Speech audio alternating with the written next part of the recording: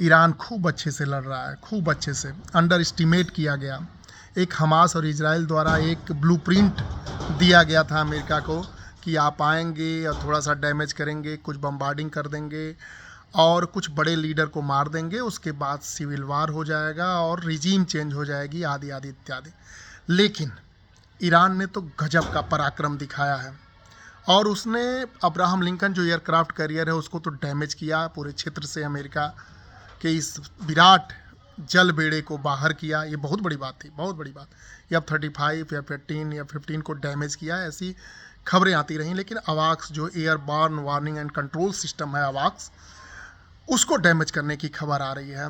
वो भी सऊदी अरब के एक एयरबेस, कोई सुल्तान एयरबेस है, और उस पर अवाक्स था और अवाक्स को हवा में ही डैमेज कर दिया गया, ऐसी खबर आ रही है।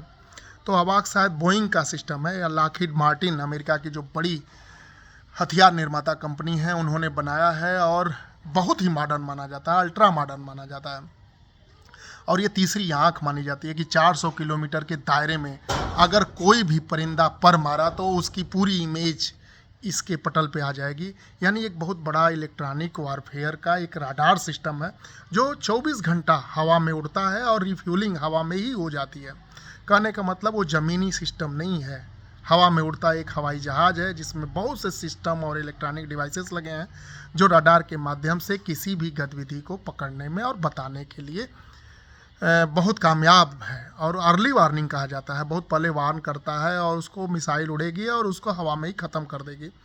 तो एक तरह से एंटी ड्रोन या एंटी मिसाइल डिफेंस सिस्टम का एक बहुत बड़ा ये मैकेनिज्म था। और उस मैकेनिज्म में पूरा थर्ड सिस्टम भी लगा था, अमेरिका का पैट्रियाट सिस्टम भी लगा था कि जो अर्ली वार्न करेगा उसको मार गिराएगा। खैर, उसको डैमेज करने की खबर, और 10-12 अमेरिकन सैनिक भी उसमें, कुछ लोग कह रहे हैं हलाक हैं, कुछ कहते हैं कि बुरी तरीके से घायल हैं। तो घायल क्या होता है, युद्ध में जब मिसाइल आई और वो भी सुपरसोनिक मिसाइल आई तो घायल कम होंगे, मरे ज़्यादा होंगे, ऐसी खबरें भी हैं।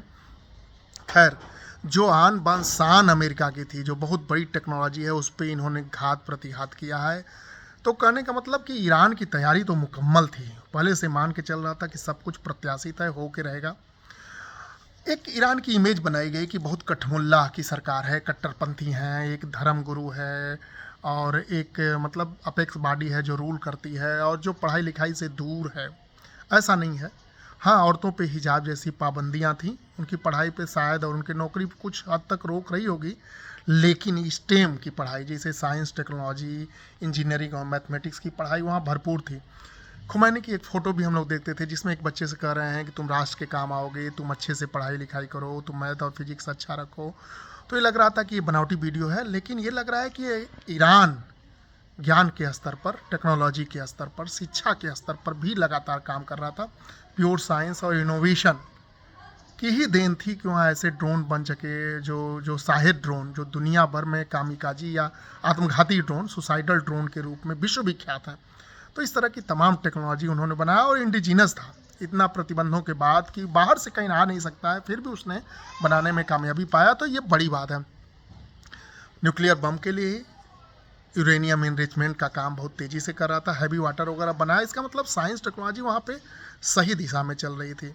खैर, ईरान ने अपना लोहा मनवा दिया, पूरा दुनिया मानने के लिए तैयार है कि हार्मुज स्ट्रेट को बंद कर दिया, अपने शर्तों पे तो बंद कर दिया।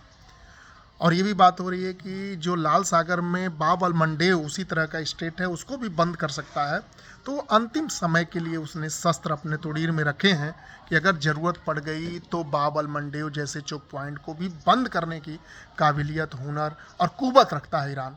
तो ईरान को सैल्यूट, उसके जिजीविसा, उसके आत्मबल को सैल्यूट, उसके कार्यप्रणाली और उसके युद्ध करने के ढंग को सैल्यूट।